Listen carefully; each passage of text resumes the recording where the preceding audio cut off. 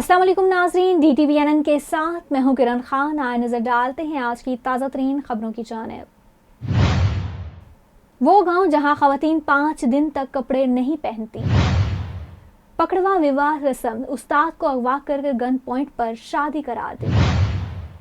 समुद्री तूफान शानशा जापान के जजीरे से टकरा गया। बांग्लादेश में खातून सहाफ़ी की लाश बरामद, आखिरी सोशल मीडिया पोस्ट में क्या लिखा था।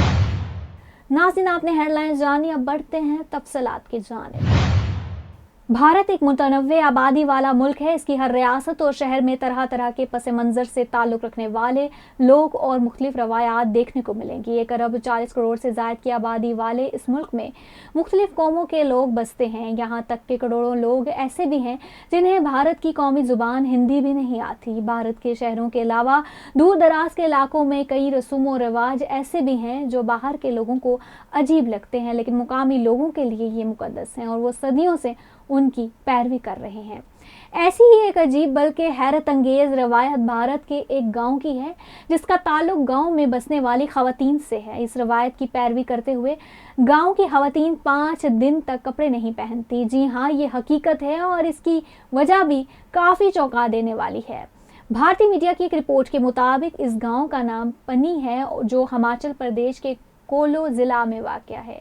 यहाँ 5 दिनों का एक त्यौहार होता है जिसमें ख़वातीन कपड़े नहीं पहनती।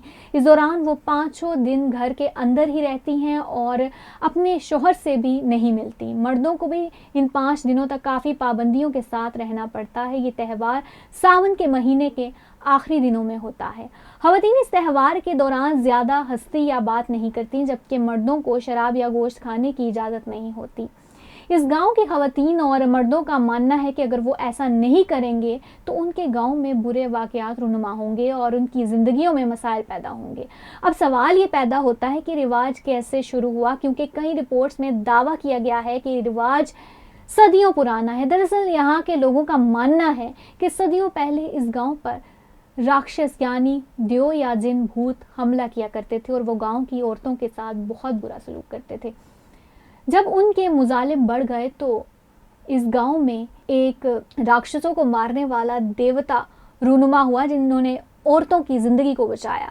तब से ये त्यौहार यहाँ 5 दिन तक मनाया जाने लगा। ख़वातीन का ख्याल है कि अगर वो कपड़े पहनेंगी तो राक्षस दोबारा हमला कर देंगे। वक्त बदलने के साथ साथ अब बहुत सी ख़वातीन इन 5 दिनों में सूती या पतले कपड़े पहन लेती हैं। कई ख़वातीन ऐसी भी हैं जो इस त्यौहार का हिस्सा नहीं बनी। ताहम इन 5 दिनों के दौरान बाहर के लोगों को गांव में दाखिले की इजाज़त नहीं दी गई। भारत के गौतम कुमार नामी उस्ताद पकड़वा विवाह रस्म की भेंट चढ़ गए। अपनी नौयत का अनोखा वाकया इंडिया की रियासत बिहार में पेश आया, जहां कुमार नामी शख्स को उनके स्कूल में घुसकर 4 अफराद ने ज़बरदस्ती अगवा किया, जिसके बाद बंदूक की नोक पर एक अगवाकार की बेटी से उसकी ज़बरदस्ती शादी करवा दी गई।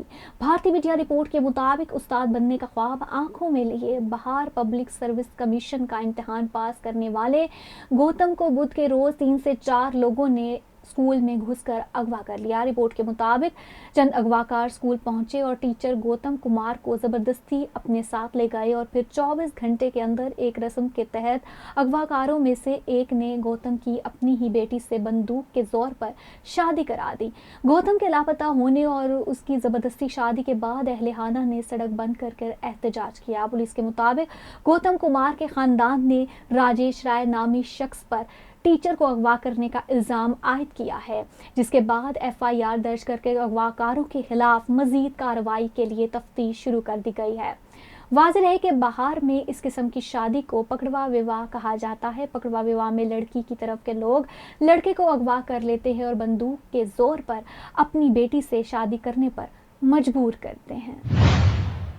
समुद्री तूफान शानशा जापान के जजीरे क्यूशू से टकरा गया। तूफान के बायस जजीरे क्यूशू में घरों की छतें उड़ गईं और दरख्त गिर गए। जापानी मीडिया के मुताबिक क्यूशू में परवाजें और ट्रेनों की आमदोरफ्त जुम्मे तक मुअत्तल कर दी गई। क्यूशू में तूफान से मुतअद्दिद घरों की खिड़कियां भी टूट गईं। जापानी मीडिया के मुताबिक क्यूशू से तूफान टकराने के वक्त हवाओं की रफ्तार 252 किलोमीटर फी घंटा थी। रिपोर्ट्स के मुताबिक तूफान के बायस क्यूशू में 2,54,000 से जायद सार्फिन बिजली से महरूम हो गए।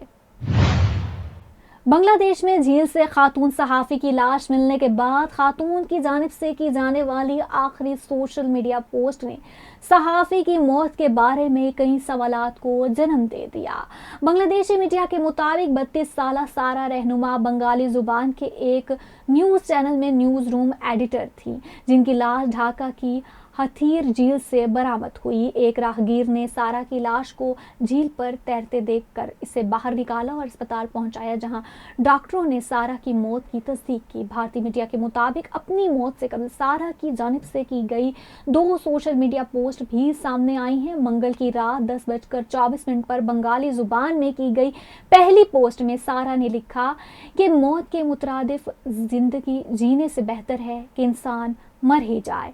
रात 10:36 पर की गई दूसरी पोस्ट में सारा ने किसी फहीम फैसल को भी टैग किया और इस पोस्ट में सारा और फैसल की तस्वीर भी मुंसलिक थी। इस पोस्ट में सारा ने लिखा कि आप जैसा दोस्त मिलना अच्छा लगा। खुदा आपको हमेशा खुश रखे। उम्मीद है आप जल्द ही अपने तमाम ख्वाब पूरे करेंगे। मैं जानती हूँ कि हमने एक साथ बहुत सी चीज़ों की मनसूबाबंदी कर रखी थी, लेकिन माजरत में ये मनसूबाबंदी पूरी नहीं कर सकती। खुदा आपको खुश रखे।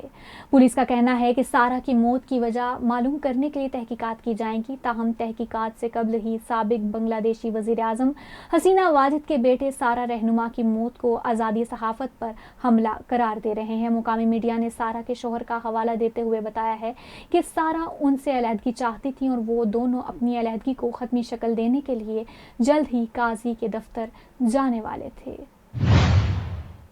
अब तक के लिए इतना ही। देखते रहिए DTVNN और हमारा सिस्टर टीवी चैनल देसी टीवी USA, जहां पर आपको English, Urdu, Punjabi news bulletins और एंटरटेनमेंट के हवाले से बहुत सारे प्रोग्राम्स देखने को मिलेंगे।